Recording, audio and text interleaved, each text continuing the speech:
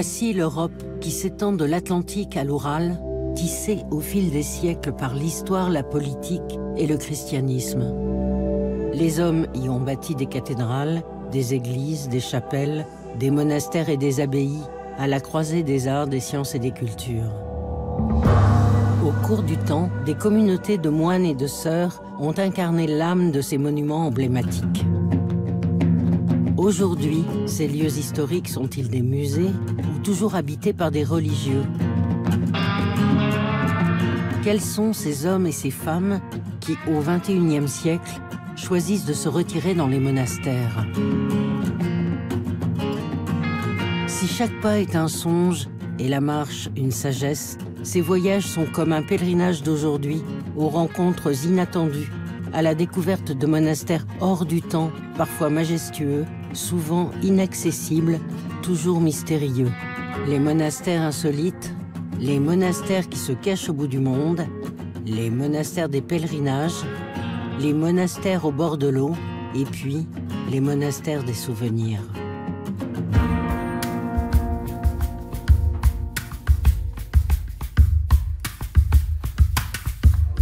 De l'Irlande à la Russie, de la Grèce à la Pologne, des communautés de frères et de sœurs catholiques et orthodoxes nous ont ouvert leur intimité, parfois le secret de leurs cellules et en écho de leurs chants, partagé en confidence leur spiritualité en témoignant de l'invisible.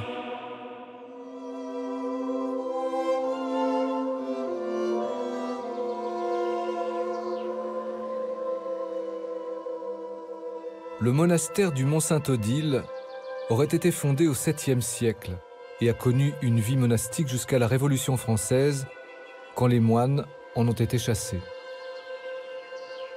Ce n'est qu'en 1853 que l'archevêché de Strasbourg rachète le monument. Le Mont-Saint-Odile ne retournera pas à la vie monastique, mais il sera dédié à l'adoration perpétuelle. Il est un des lieux de piété emblématiques en Europe et il est animé par son recteur, le père Colère.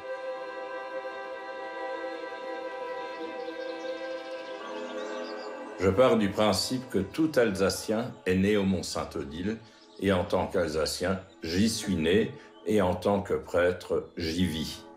Mais être recteur, c'est tout simplement être le responsable. Être le responsable devant Dieu. Être le responsable devant l'évêque qui m'a nommé ici, mais également la référence pour les gens qui y viennent. Venez, venez, venez. Ah, le gros de la troupe arrive. Commencez par remplir devant. Parce que vous savez, Oui, oui, non, c'est terrible. Il y a une différence entre les églises et les salles de théâtre. Les églises se remplissent par derrière et les salles de théâtre devant. C'est schrecklich. Accueillir les pèlerins, j'aimerais le faire davantage. Parce que j'estime que tous ceux qui viennent, eh bien, méritent d'être considérés et d'exister dans un regard.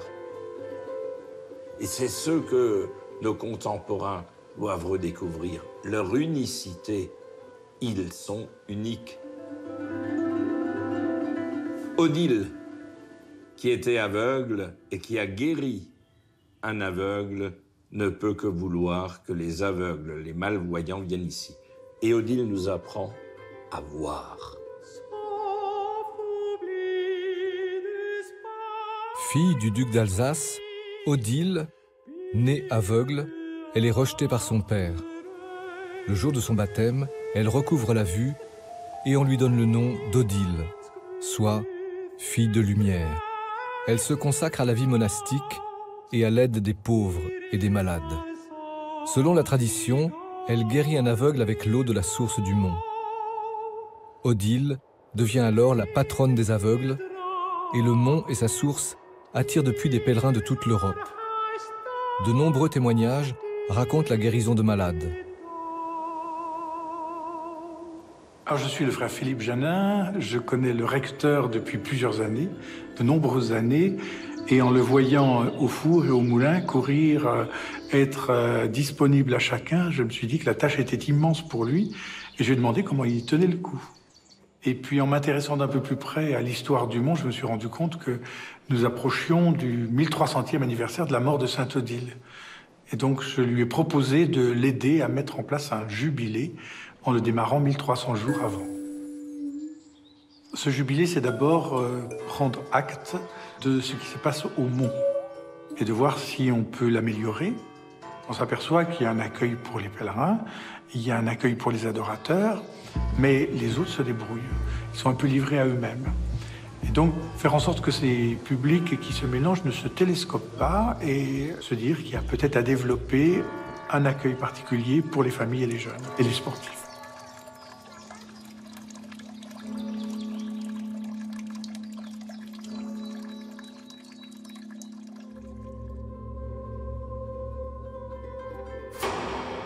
En 1931, l'évêque de Strasbourg a l'idée de consacrer le Mont Saint-Odile à l'adoration perpétuelle.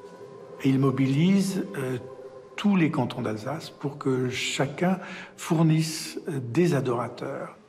Chaque lundi, un canton envoie entre 25 et 60 personnes qui viennent passer la semaine, vont vivre ici et se relaient au pied de l'autel pour adorer la présence réelle du Christ dans l'Eucharistie.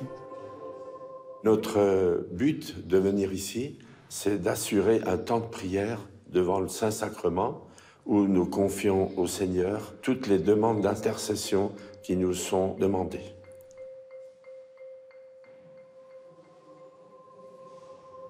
Ces adorateurs, ce sont les secouristes d'âme, de corps, d'esprit en péril et à travers leurs prières, disent leur foi et en même temps ils sont convaincus qu'ils contribuent au salut du monde, au bonheur du monde. Alors ce que je ressens, c'est une grande paix, une paix intérieure. De passer une semaine ici, ça me permet de réfléchir, de prier et puis de me détendre.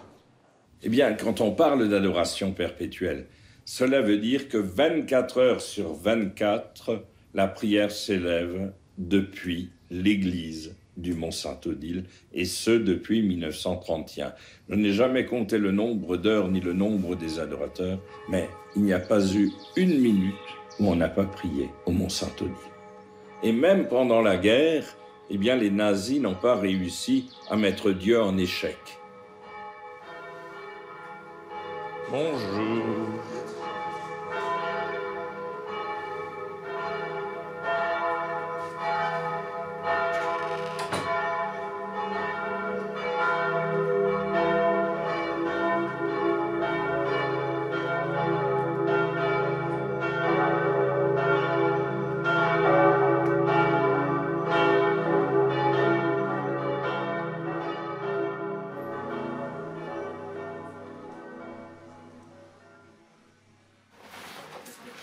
Bon, on fait comme d'habitude? Toujours et encore. C'est super. Comment s'appelle à nouveau le confrère? Il est encore... Gérard Ball. Gérard Ball. Prêtre retraité. Je préside? Oui. Comme hier, hein? Je pense pas, Georges. Je pense pas. Les funérailles, C'est le mois de Marie, je ne le connais pas. C'est le mois de Marie, c'est le mois de... Ça n'existe pas. On le chantait en 1948. Oui, Mais j'ai changé les strophes. je n'étais pas né, moi. Mais moi, je le chantais déjà quand j'étais encore dans les cuisses de mon arrière-grand-mère. C'est le mois de Marie, c'est le mois le plus beau. Les strophes, c'est théologiquement correct. C'est vrai, oui. Le père Philippe Janin, qui est l'ancien producteur de Jour du Seigneur. Et qui se fourvoie au Mont Saint-Odile. Non. Oui, j'ai connu un de vos prédécesseurs. Amen.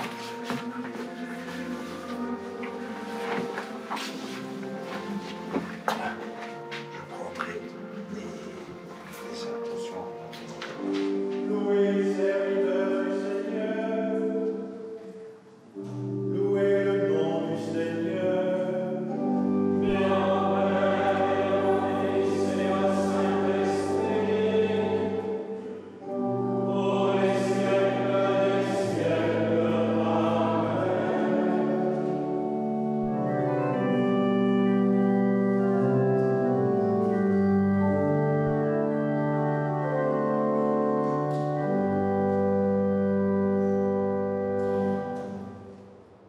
Le mont Saint-Odile est aussi connu pour ses 2 petites chapelles suspendues au bord de la falaise.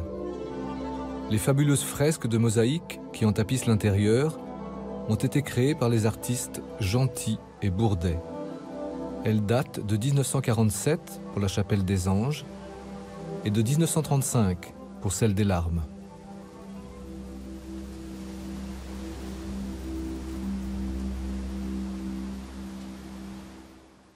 Eh bien, nous voici dans la chapelle des Larmes. Et j'aime beaucoup cette chapelle parce que c'est la chapelle de la mémoire de notre Alsace. Et vous voyez, un peuple sans mémoire se met en danger. Et c'est pourquoi le grand danger, c'est de ne plus cultiver la mémoire.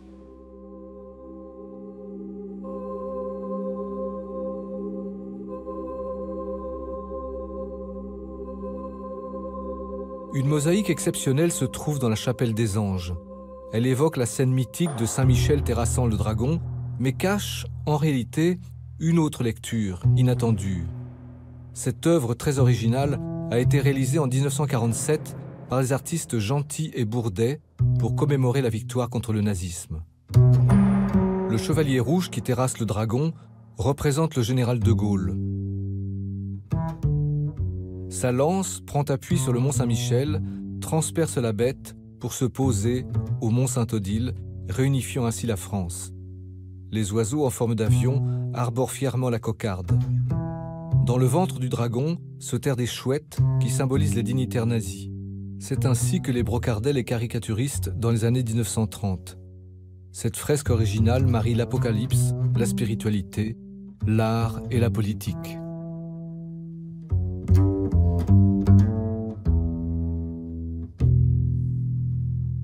Mais je crois que les monastères et les monts sont des prophéties du monde à venir, qui permettent aux hommes, aux femmes de notre temps de trouver une oasis où ils redécouvrent leurs racines tout en se posant, tout en assumant un instant précis et en ouvrant leur regard, leur cœur, leur esprit sur ce monde à venir qui est proclamé par la raison même des monastères.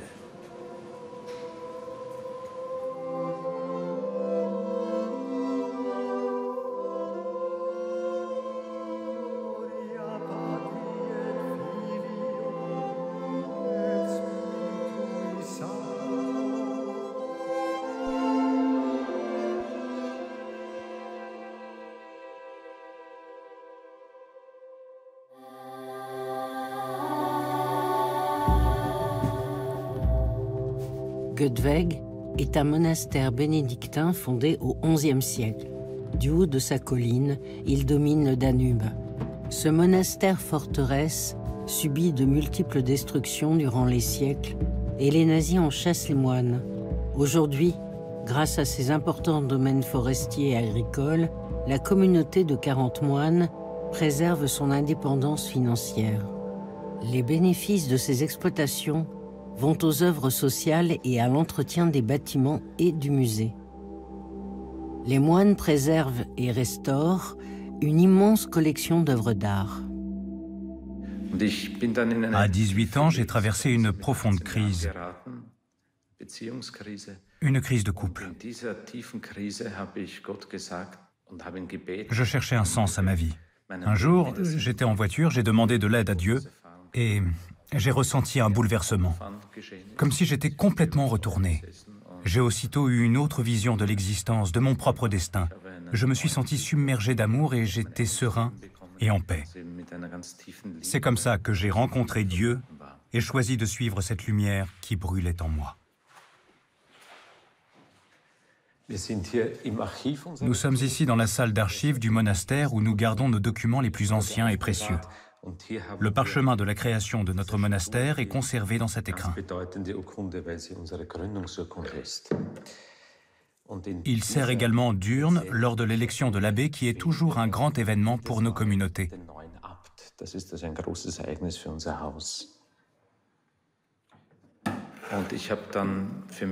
J'ai choisi Göteborg parce qu'il était en dehors de la ville.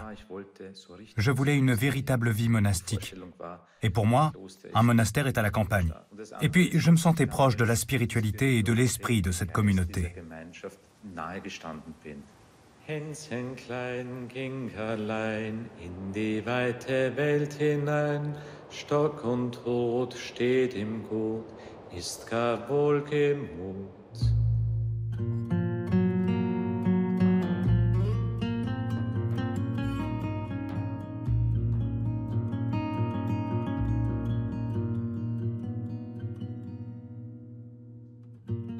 Nous sommes ici au cimetière du monastère où tous les frères et les abbés sont enterrés.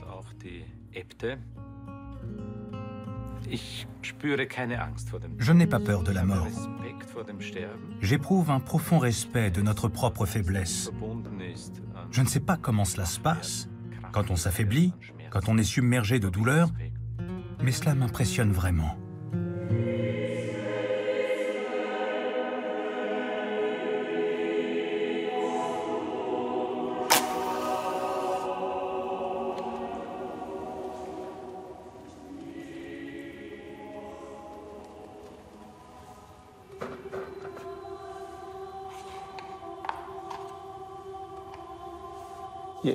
Plus je vieillis, plus Dieu me paraît énigmatique.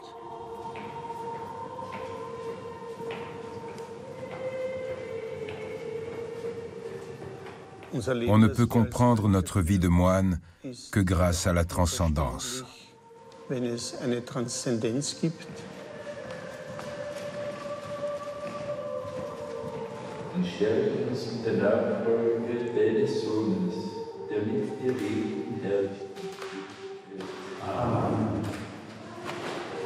Im Namen unseres Herrn Jesus Christus, Amen. Lesung aus dem ersten Buch der Makkabäer.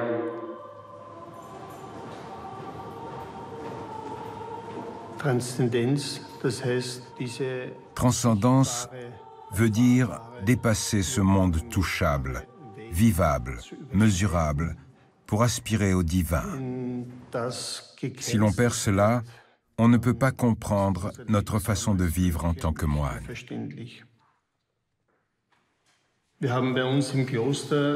Nous suivons au monastère la règle de Saint Benoît, qui stipule qu'après les complis, la dernière prière, le silence règne au monastère jusqu'au lendemain matin.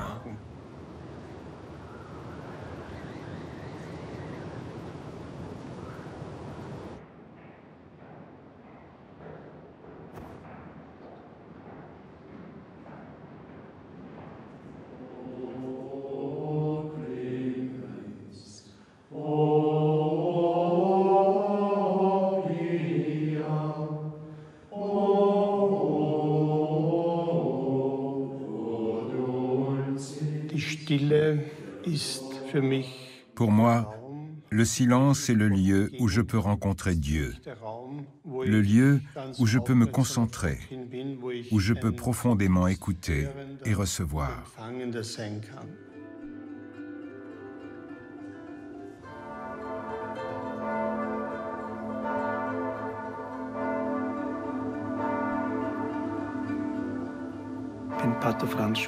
Je suis le père Franz Schuster.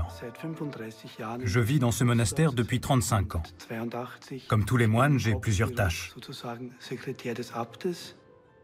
Ma mission principale est celle de secrétaire de l'abbé. Je m'occupe aussi des archives et de la bibliothèque.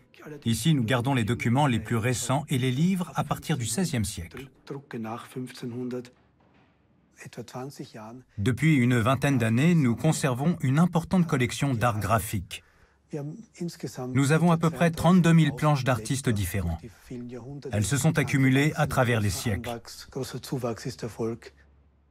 Je suis toujours impressionné par la précision avec laquelle ces artistes ont travaillé. On a le sentiment d'être avec Michel-Ange dans la chapelle Sixtine.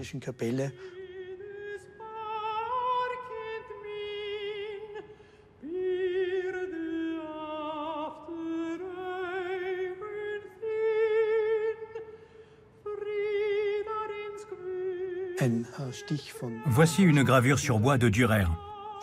Elle date environ de la période 1500-1510, une descente de la croix. On voit à quel point Dürer a ressenti dans son cœur cette descente de la croix, afin de la reproduire ainsi.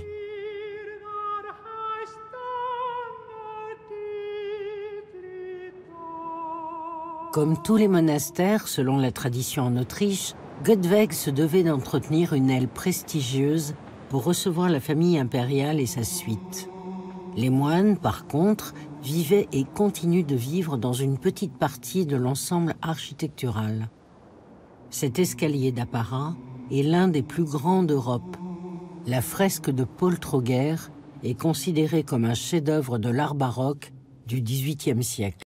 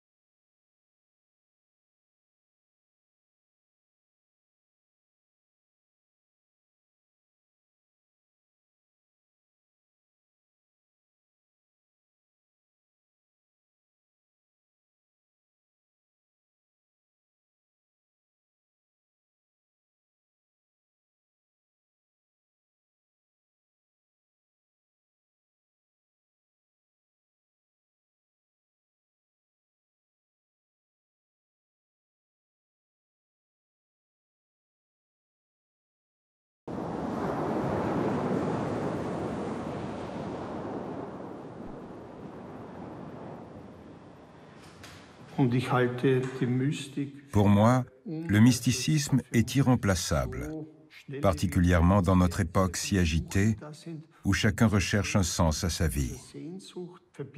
Cette recherche d'absolu cache pour moi un désir inconscient de Dieu, mais ce désir de Dieu est réel, et nous, les moines, nous devrions pouvoir y répondre.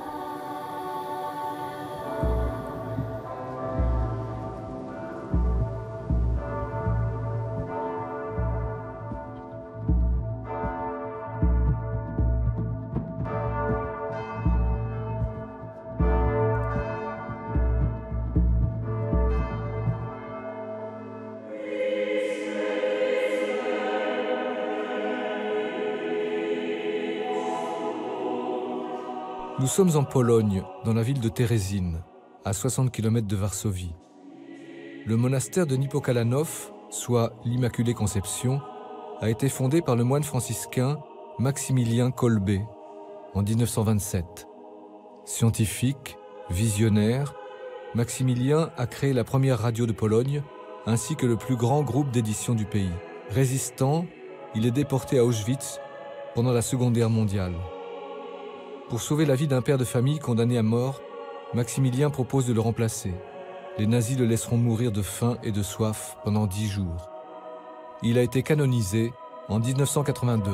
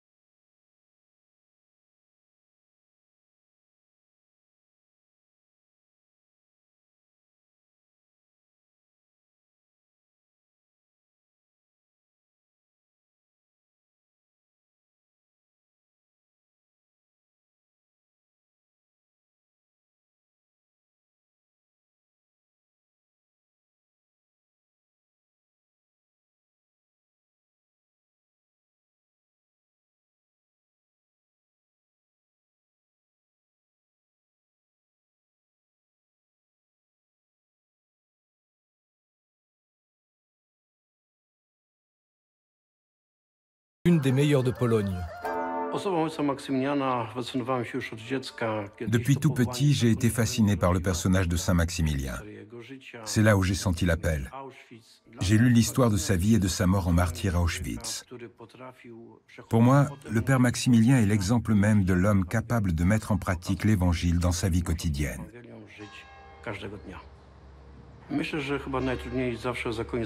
Je pense que des trois vœux, celui de l'obéissance est le plus difficile. S'il n'y a pas d'obéissance au monastère, tous les autres vœux s'écroulent. L'obéissance est le vœu le plus important. Si on l'observe, si l'on obéit à nos supérieurs, alors on est capable de surmonter toutes les difficultés.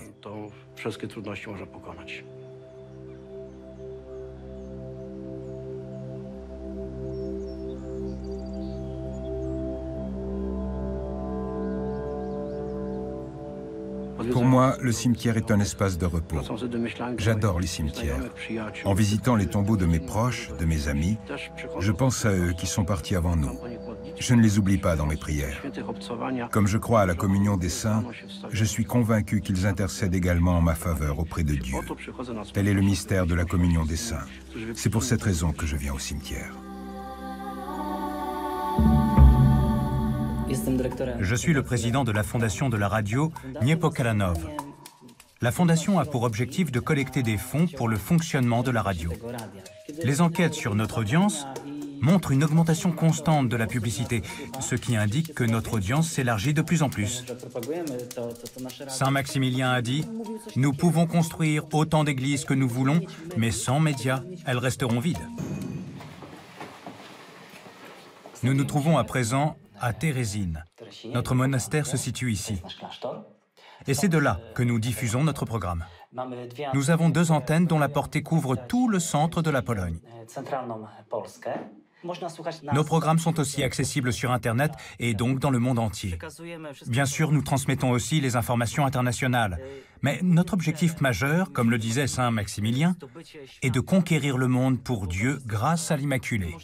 On peut être un pauvre franciscain et en même temps utiliser toutes les nouvelles technologies pour conquérir le monde pour Dieu. On peut faire des choses extraordinaires tout en étant un simple moine.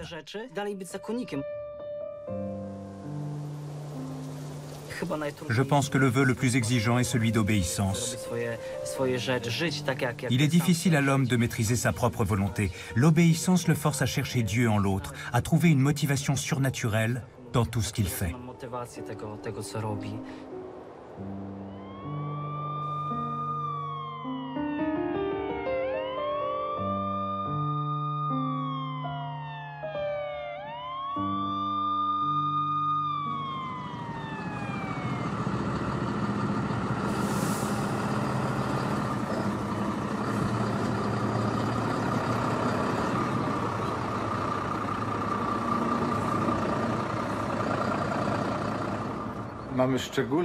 Notre mission est unique. Nous, sapeurs-pompiers, sommes motivés par la miséricorde, par notre désir d'aider notre prochain. Mais parce que nous sommes aussi moines, cette motivation augmente d'autant plus.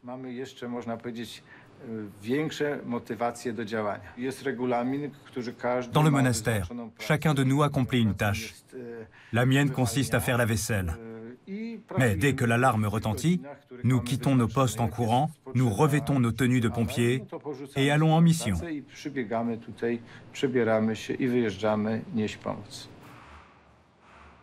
Ici, nous voyons des photos prises pendant le séjour du pape à Niepokalanów. En 1983, Jean-Paul II a rendu visite au monastère et aux frères pompiers. Regardez cette très belle photo avec le pape. Voici l'uniforme de moine pompier. Jusqu'en 1999, nous partions en mission vêtus de nos habits de moine et non pas en uniforme moderne. À partir de 1999, nous ne partons plus au feu en habits religieux. Il faut toujours être prudent, ne pas jouer au téméraire. Il nous faut prévoir, anticiper. Quand il faut sauver une vie humaine, on fonce. On ne pense plus à soi. Mais quand il s'agit de biens matériels, il n'y a pas de raison de prendre des risques inconsidérés. La peur est toujours là. En Pologne, il y a un dicton qui dit que l'eau rend à l'un ce qu'elle a pris à l'autre, mais que le feu prend tout et ne rend rien à personne. Tout est lié. L'un n'existe pas sans l'autre. Je crains l'eau moins que le feu. C'est un chant sur les mamans que j'aime beaucoup. Matko moja, ja wiem, ileś nocy nie spała, gdym opuszczał nasz dom, aby iść w obcy świat i na szczęście dalekie. Zut, j'ai oublié.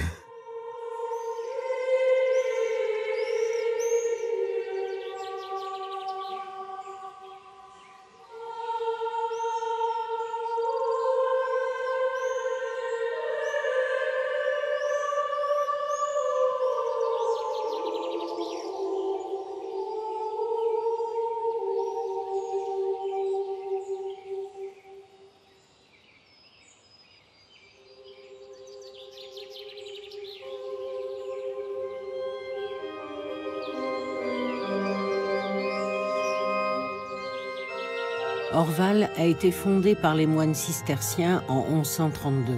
Ce monastère a vécu modestement pendant de longs siècles.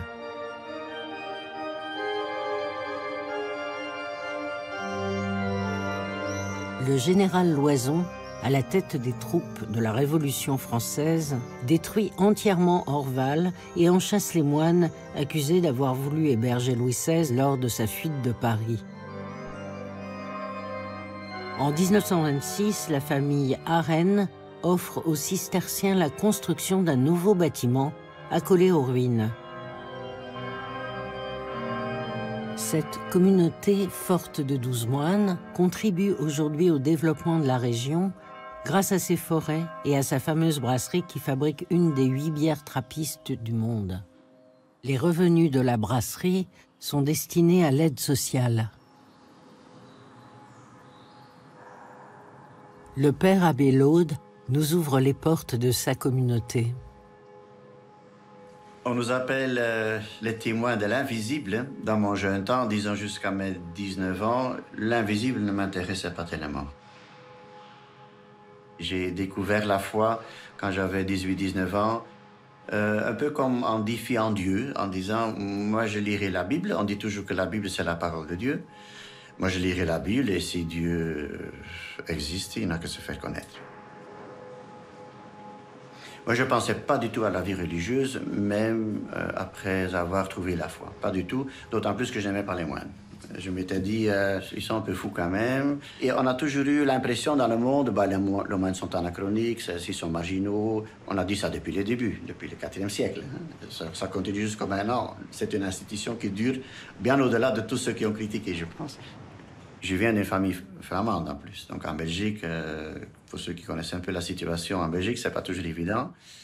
Je dis quelquefois, ça aurait été plus facile pour mes parents d'entendre que je parte en Chine que de venir en Wallonie, au moins dans une première instance. Mes parents étaient très ouverts, hein, quand même. Notre culture n'est pas favorable pour la vie monastique, n'est pas favorable pour le silence. Les gens vivent dans le bruit du matin jusqu'au soir et ne savent plus vivre sans bruit. Mais nous sommes confrontés aux questions de notre temps. Et donc, je dirais, le doute et la non-foi fait partie de la foi. On ne peut pas dire oui à la foi quand on ne peut pas dire non. S'il n'y a aucun questionnement, c'est plus la foi.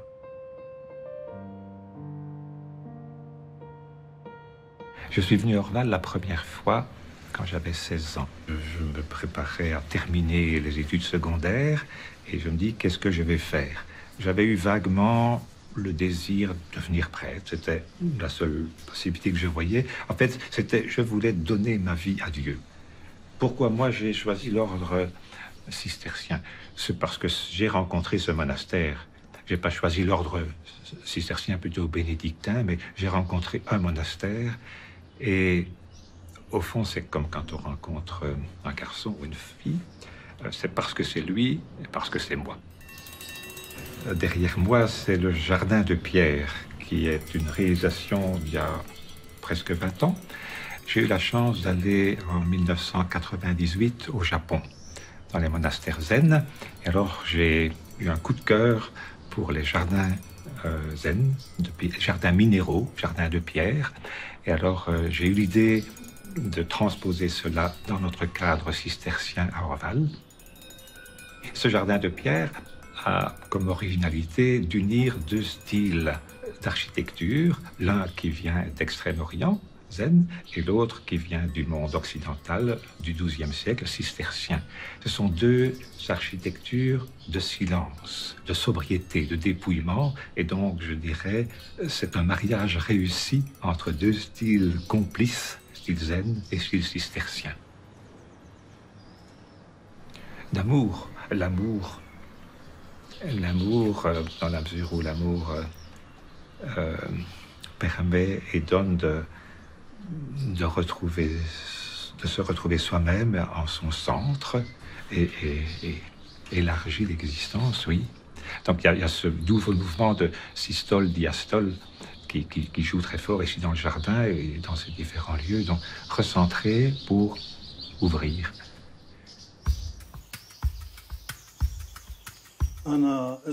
Je suis frère Charbel, originaire de Beyrouth.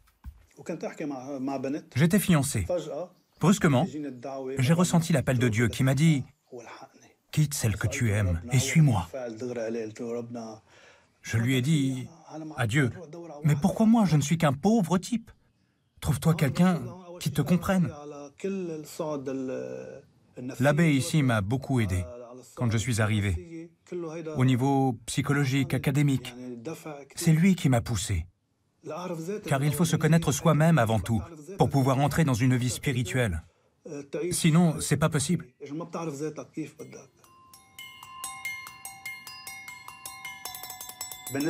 Pour moi, l'icône est un évangile ouvert. Comme je lis l'évangile dans le texte, je le lis également dans le dessin de l'icône. J'exprime ma personnalité par les couleurs.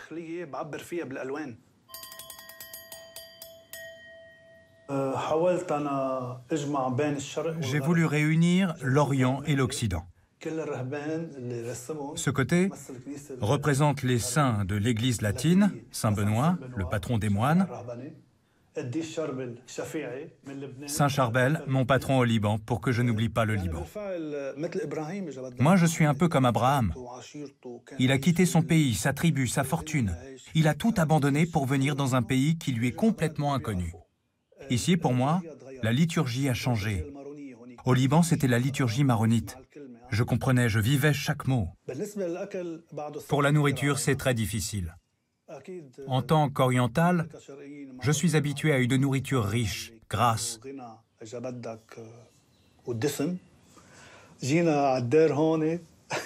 Ici, pas de sel, pas de citron, pas d'huile. C'était dur, dur, dur. Je leur ai dit, c'est de la bouffe d'hôpital. Sans l'aide de Dieu, j'aurais fait ma valise et je serais rentré chez moi.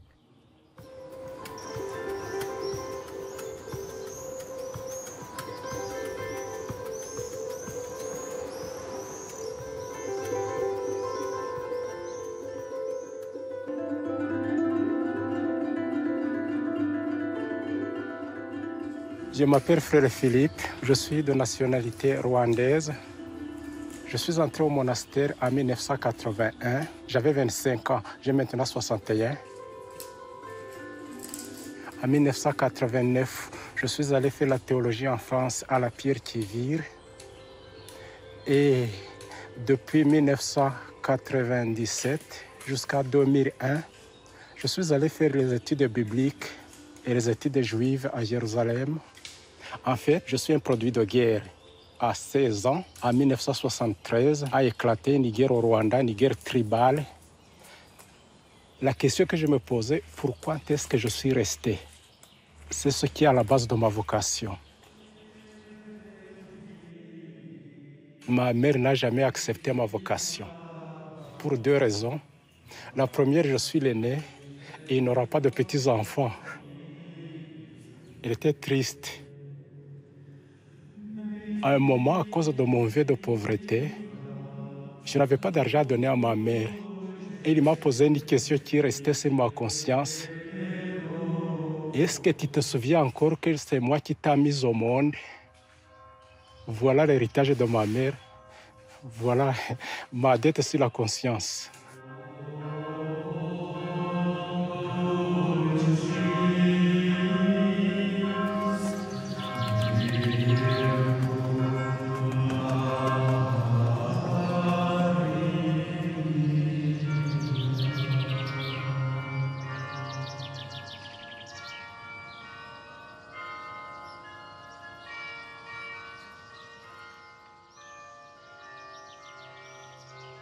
La lectio divina, c'est la lecture de la parole, de la Bible. Et pour nous, la Bible, c'est plus qu'une parole humaine, c'est la parole de Dieu en même temps. Si la parole de Dieu, la Bible, est pour nous la nourriture du cœur, le silence est la respiration de l'âme. Tout vient du silence et je pense que tout retourne dans le silence.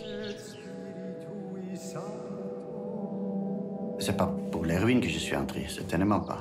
Mais c'est quand même un lieu de méditation pour moi. Je me sens en continuité avec les frères qui ont vécu. En même temps, je crois que ça exprime la relativité des choses humaines. Il n'y a que Dieu qui est absolu. Quand je l'oublie, je regarde les ruines et je comprends mieux.